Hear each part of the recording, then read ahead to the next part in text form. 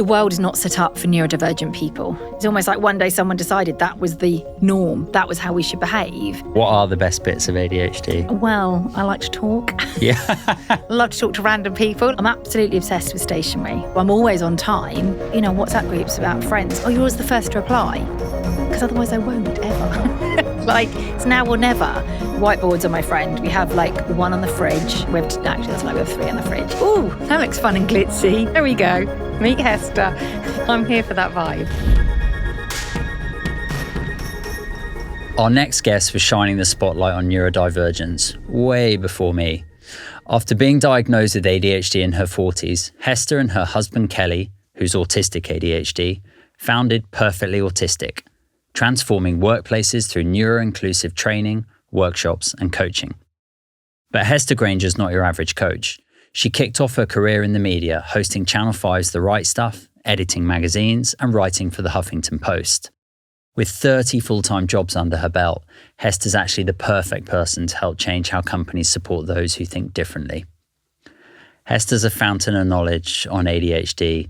She really knows who she is, and her high-speed word count made this episode really enjoyable. Here we go. Let's hear how great minds think differently.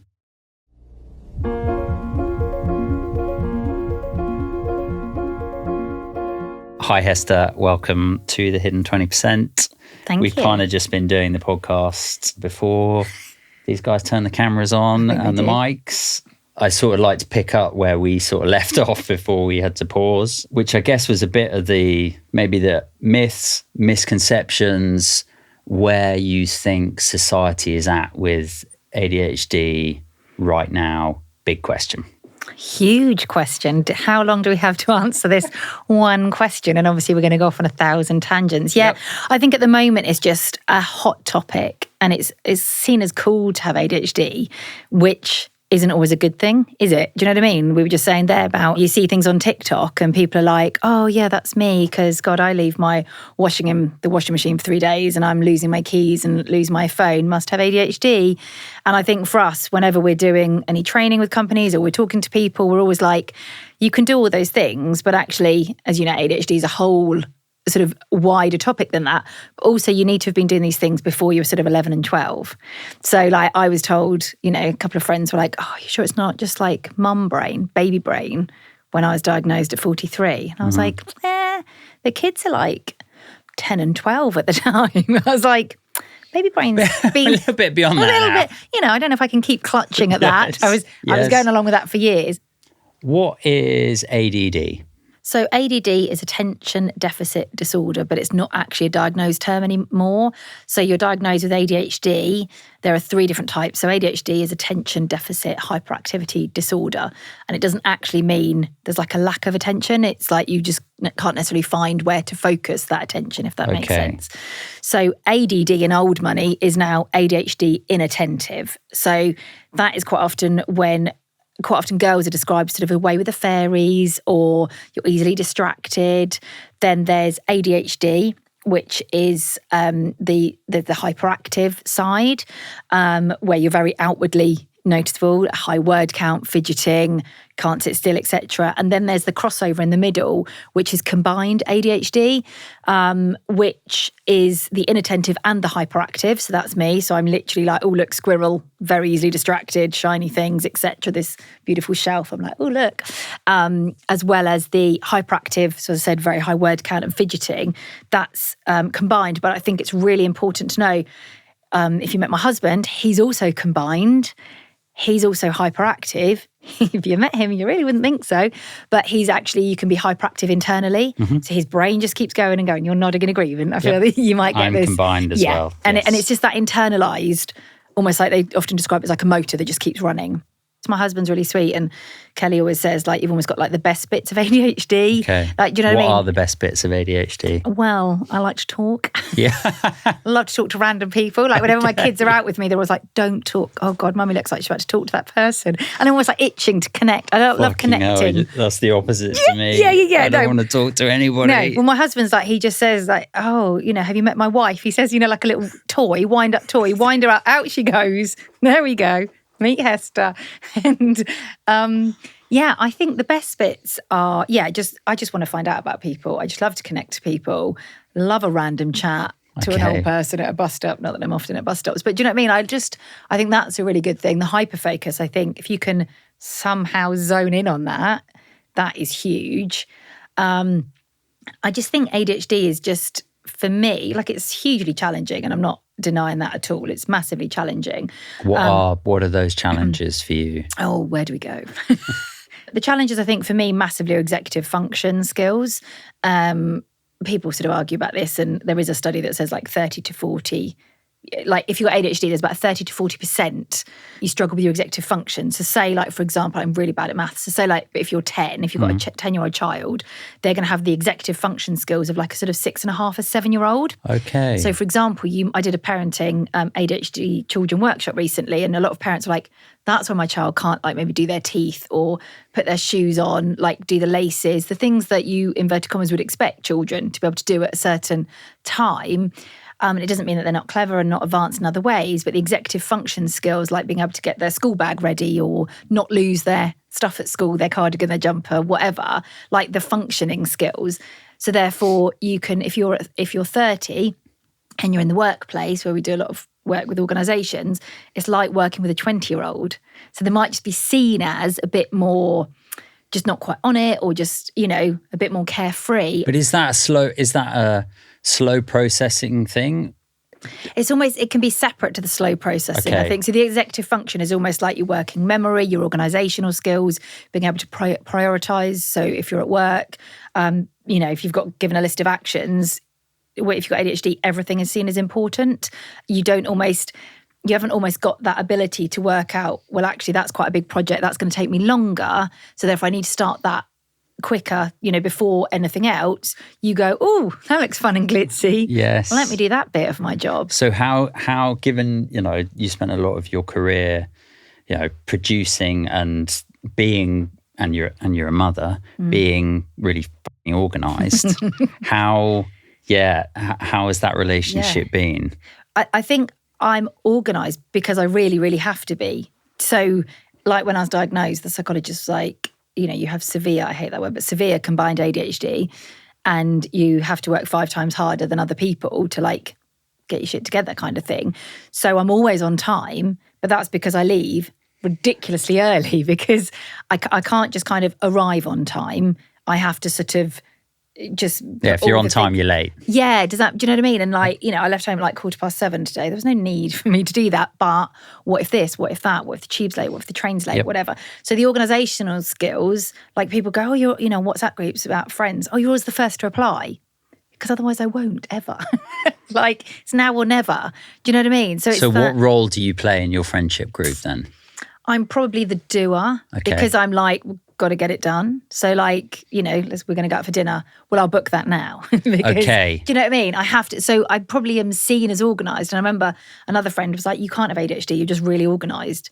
And it's like, I'm not, but I'm looking like it's together, but it's the sort of swan, isn't it? You look like you've got it together on the top. Underneath, you're like, oh my God. Furiously paddling away. Yeah, exactly. So then how do you, I'm just interested in this, because I think there's such obviously a direct correlation from what I've learned in ADHD and, you know, being organised in like its grandest sense, I guess. And I think it's helpful for people to hear the things that you've put in place to deal with that and navigate that. So what are the, like, where's your action list sit? Okay. Action lists. Okay. So your to-do list. Yeah. So whiteboards are my friend. We have like one on the fridge. We have we have 3 on the fridge. Okay. We have like a weekly one, then we have like a monthly one. It currently says September. Do you know what I mean? So this is the thing. Look at me, I've bought whiteboards. Aren't I organised? Oh no, it still says September on there. And then there's like a to-do list, which isn't on there. I'm loving notes on my phone because you can then also search. And up until last year, I was old school and I was all about the diary, like a paper diary. But if you shut the book, that's it, it's gone. You know, so I've got lots of to-do lists, but I forget that they exist. Do you like lists? Love a list. Okay. I love a list. Why do you like a list? Because I like the ticking. So I've worked out now on the notes on your phone, you can then add a little tick You mean list. the dopamine hit of like, done, yes, yay. Yes. And it has to be small things. And then my mum literally is the queen of lists and is always lists. And she puts things on the list that she's already done just so she can tick it off. Okay. I'm here for that vibe. Okay. Like, I'm loving that. But yeah, lists, very much online calendar. Like, I work with my husband now, Kelly, and we've always wanted to work together. And we're working together officially now for a year. But before that, I was freelancing and things, doing other stuff, whilst we were doing Perfectly Autistic, which is our neurodiversity consultancy. But so everything I was doing was on paper. It was like, and then when we worked together, he was like, you just need to like have it all on the calendar so it pops up. But then even then, sometimes it doesn't always go to plan. Do you know what I mean? It's hard, isn't it? Yeah, the organisation piece. I guess I dance between the sort of ADHD part of my brain as I see it, that's, lists and loads of notes, and I have to write something down if I think of something. Yeah. Which gets tricky when you're driving. So there's that sort of million miles an hour, write stuff down, remember it. I feel like I've learned how to, it's almost like giving myself rewards. So sometimes I can have an idea or a thought, but I don't have time to think it through or do anything about it. And it's lovely because I can just write it down and then I know it's there. So my notes on my phone is an interesting place. It probably fights. I mean, I'm diagnosed ADHD. My husband's autistic and ADHD, and both of my children, India and Hudson, they're autistic and ADHD.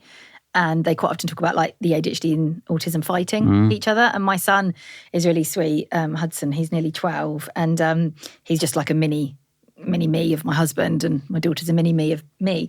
And my son said the other day, I just think I'm really good at being autistic and India's really good at having ADHD, because that's almost how it presents to them. Like, he seems to have not more autistic traits at all, but she's very outgoing, loves to do things, but then because she's autistic, she has the anxiety side as well. And she was meant to come today and she didn't because it all felt a bit too much. It's all the unknowns, isn't it, that you can't control. Yeah. Talk to me about Perfectly Autistic. I'm really interested in what's going on in the workplace. Yeah. And you've been and, trained loads of people. You've been into loads of massive companies and done workshops. What's your sense on, I don't know, the UK another big question, the UK workplace and neurodivergence? There's a real appetite for neurodiversity workshops, training, understanding. I think we're very early on in that journey. But there's definitely, it's almost like people are like, oh, we need to be talking about this, because you talk about diversities and obviously you can't see neurodiversity. Obviously it's hidden disability.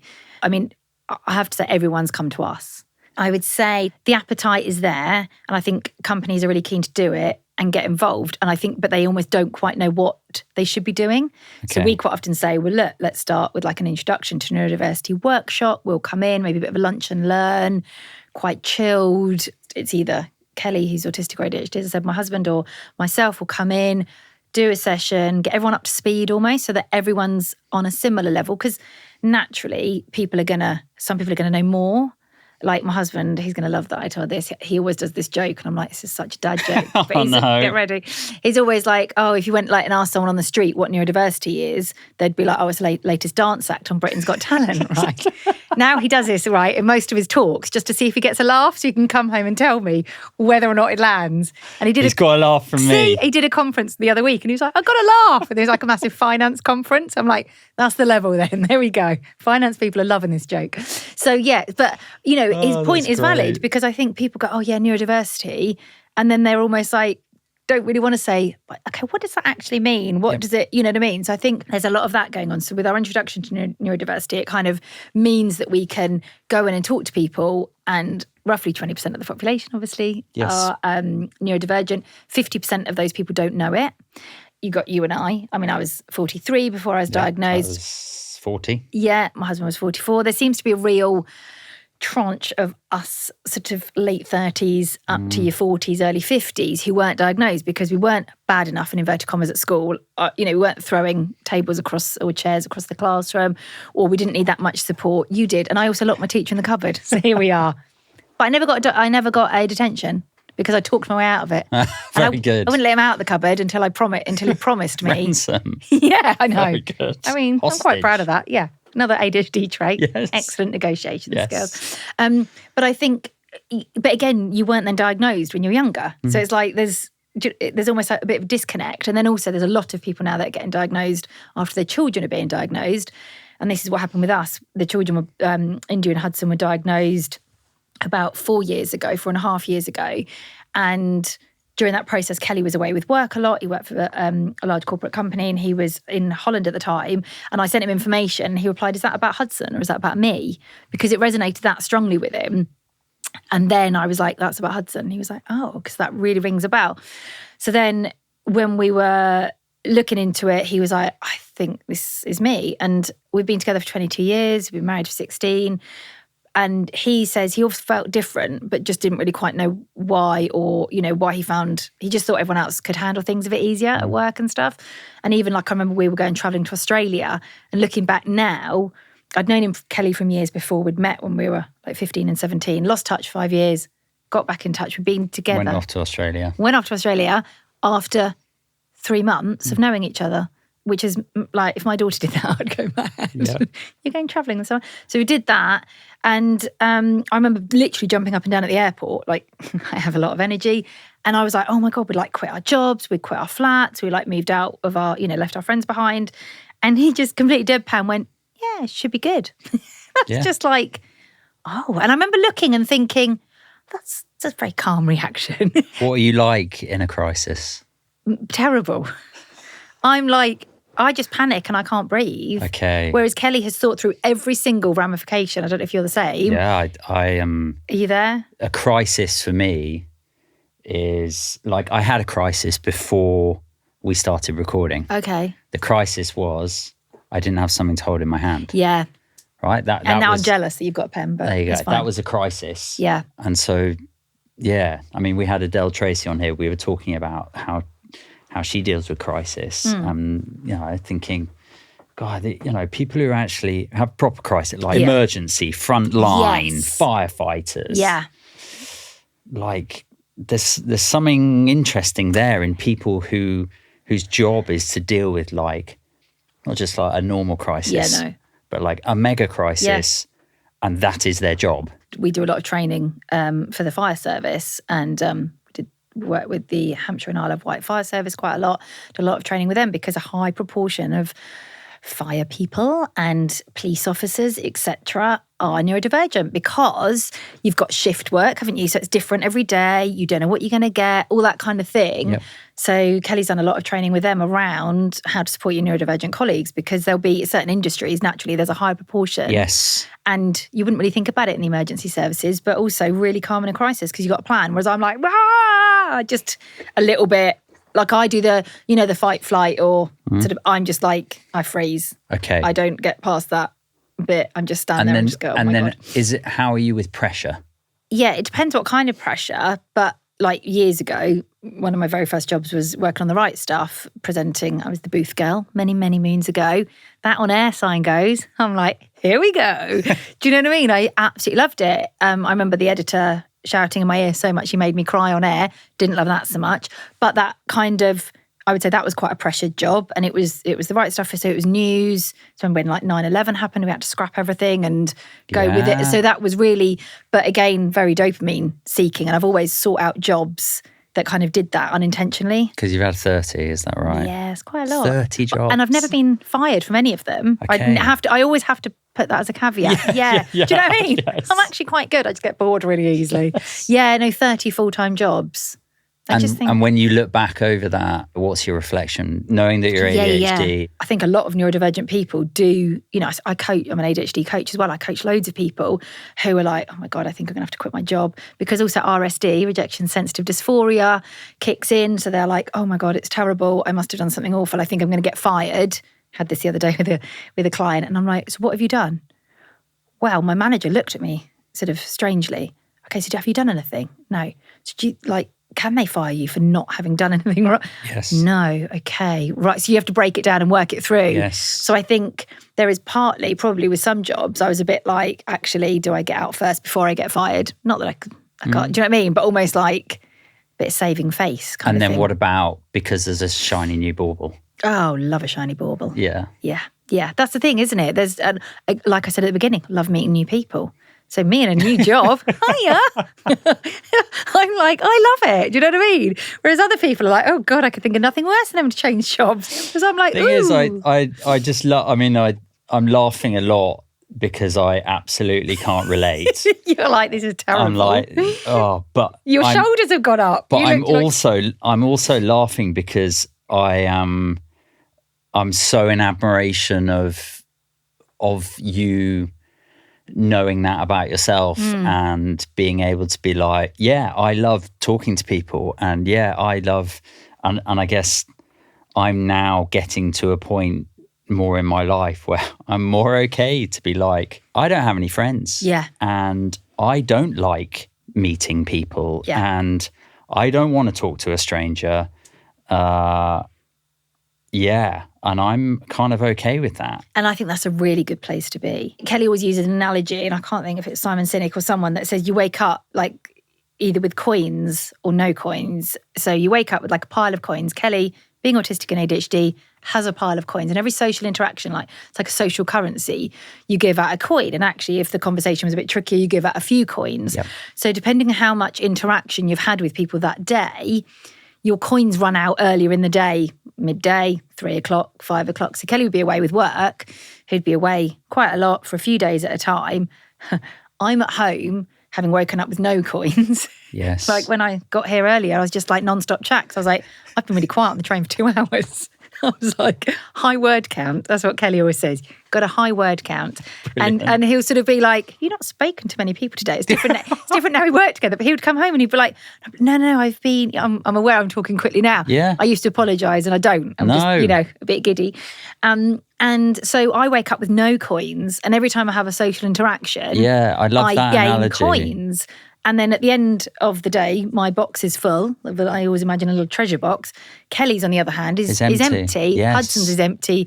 India's is full. Okay. So India and I are always out together. We're always off doing things. We're always, because we need those coins and the interaction from other people. But I love that you know that you don't always want that. And Kelly's the same. And he's like, I'm quite happy to go out and do some things, but equally, like Hudson's best place is at home. Yeah. Just, it's safe. Exactly. No one's going to make him try anything new. Like he's got a really limited diet. He knows he's got everything there to do, that's just, it's nice. He's always like, why would I want to go out? My wife is, she wakes up on empty and she goes and, she gets her energy from other people and from being sociable, and I don't. And it's funny how opposites attract though, isn't it? Don't you, I know, because it's sort of like, hold on a minute, You go and be social and I'm not going to be. Yeah. Why do you think there is such a massive waiting list for people being diagnosed with ADHD?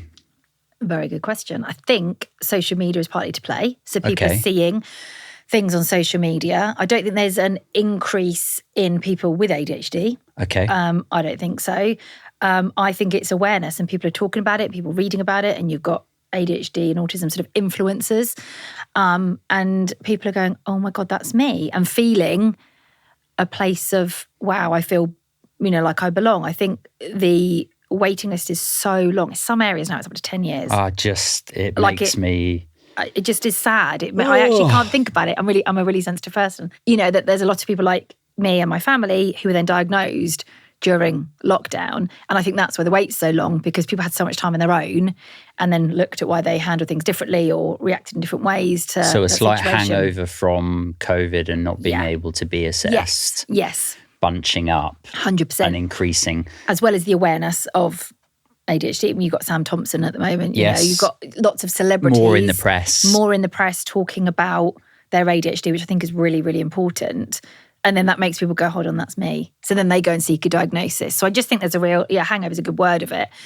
And then I think hopefully it should start to ease out a bit. Yeah. But at the moment, it's just shocking. How do we improve public's perception of having a different brain?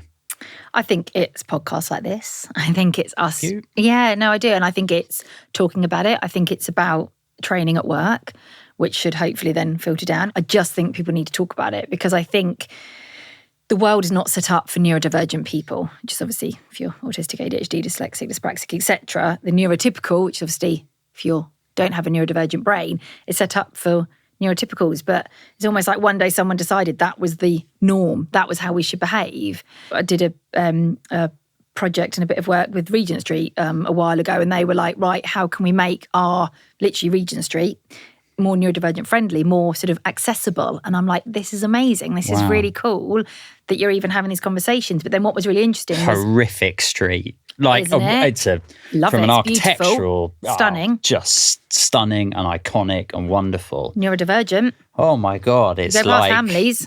It's making me. It's a bit, you are, making me squirm thinking about it. Because there's a lot going on. Yes. So we were just talking about loads of different things. But I love that that's even a conversation that even Regent Street are literally saying, what can we do to improve things? Heathrow, oh my Gatwick, gosh, yeah, if you're listening. Yeah, there's like, and there's a lot of people doing a lot of things, and I think there's just still so much work to be done. So that's kind of what we're trying to do.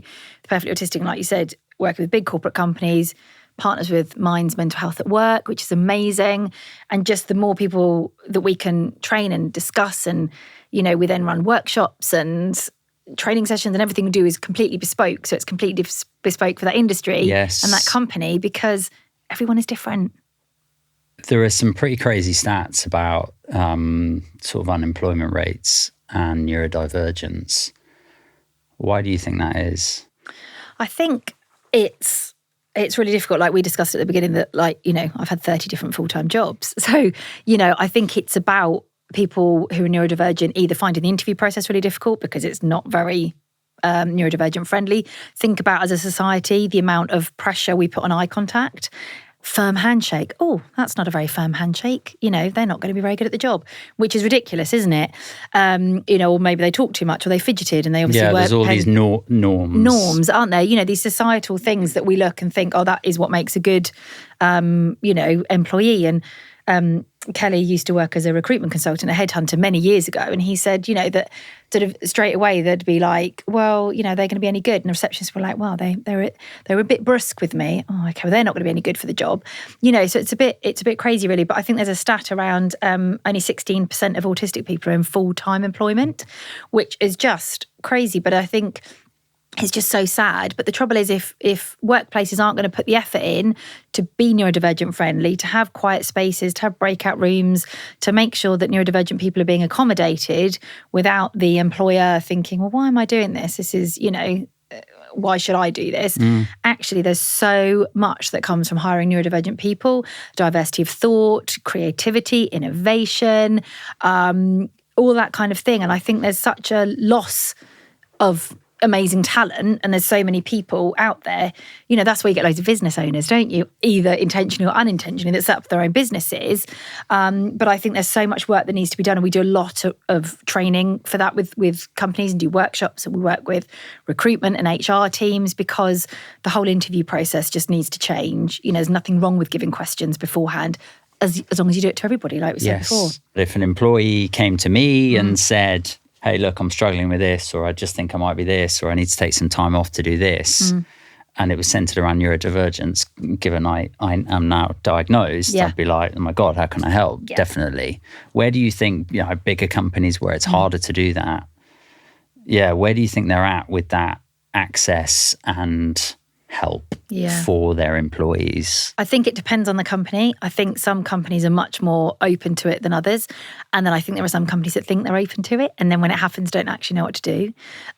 So I think that's why the training and talking is so important. And I think also as well, having people internally in companies, if anyone's listening to this now who is fairly senior in a role, talk about being neurodivergent, be open, because it's got to start from the top down. It can't just be like a bolt-on.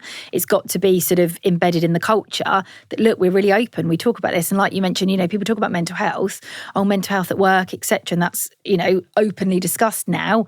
Still think there's a stigma, I have to say, but it's seen as being more openly discussed. And it should be the same with neurodivergence. And I think the trouble is if you've got people at work who don't know they're autistic or ADHD and they're diagnosed or not diagnosed later in life, that can then cause huge anxieties, that can lead to depression, etc., because you're wondering why you're struggling with work or that, you're not fitting in as well, or, out of, after work drinks and you don't really want to do it because that coin analogy we've used, your coins were gone by 2 p.m. because you'd had loads of meetings and some difficult conversations or whatever. You then don't want to have to go out after work and socialise. But then if you don't do that, you're saying, well, are you serious about your job? Are you wanting to be part of this team and this company, etc.?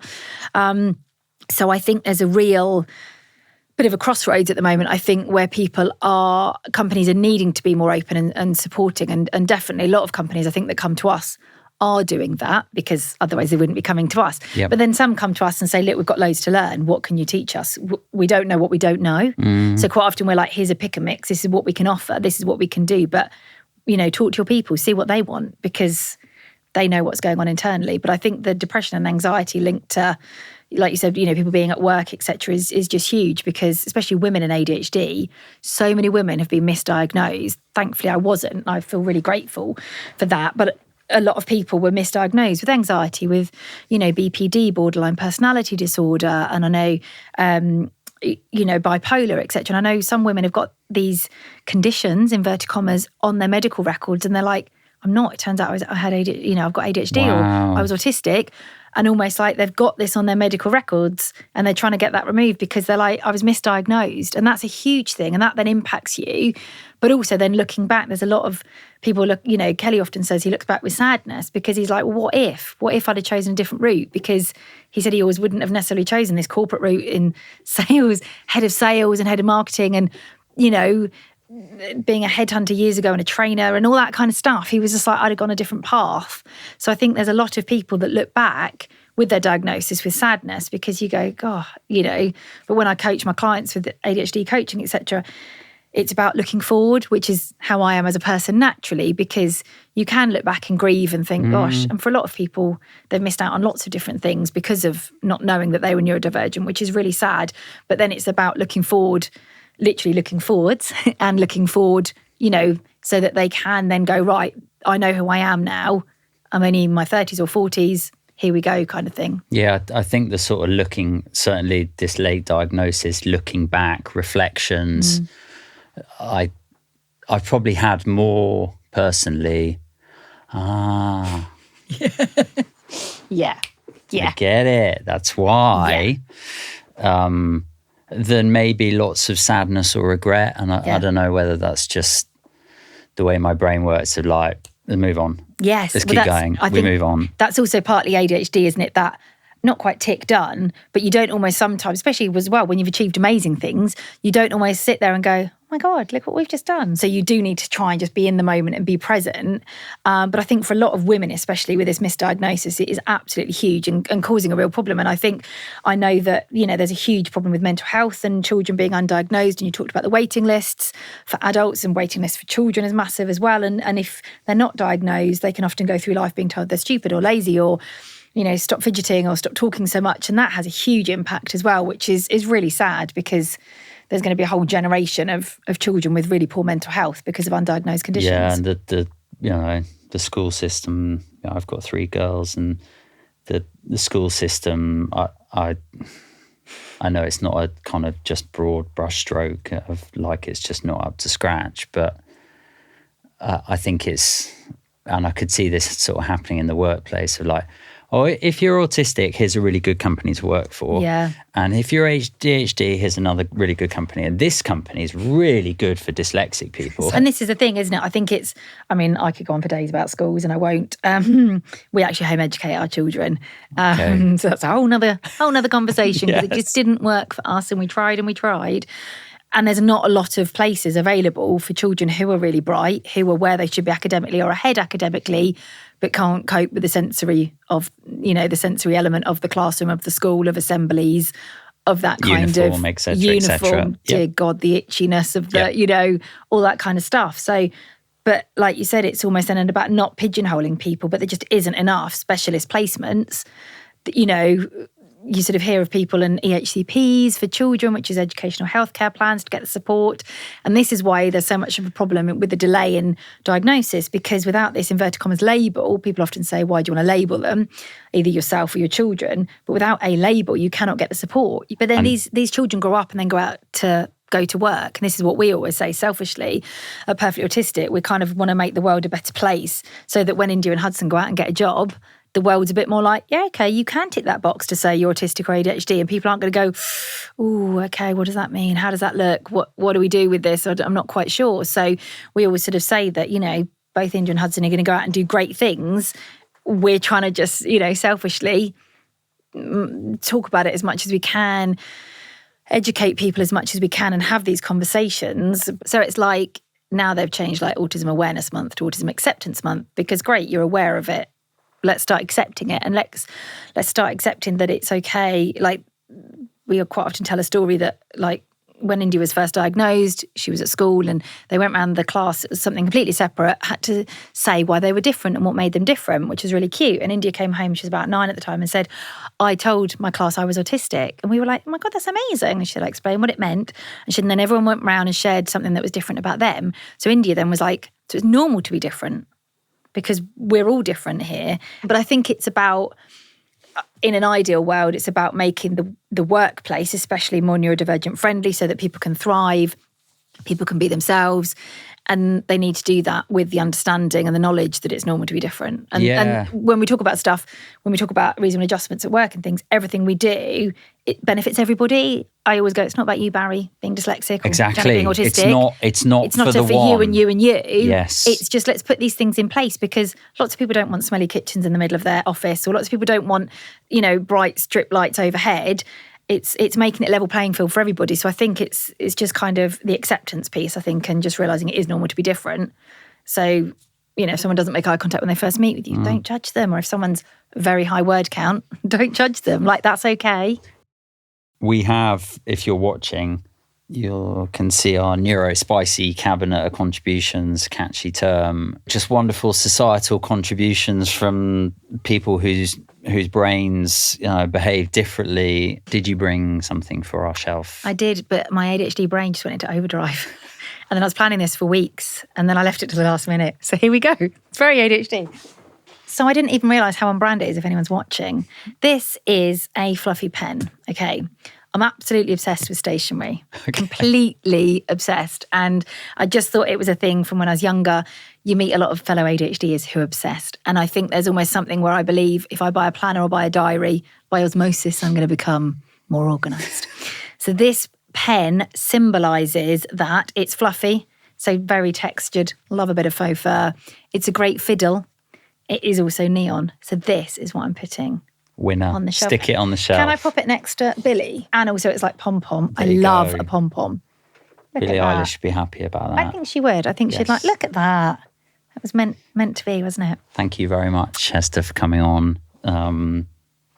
Just keep all the amazing work that you and Kelly are doing in the workplace. I just think is A, needed, and B, is gonna pay off. Is gonna make a difference. Thank you. We will do. Appreciate you having me.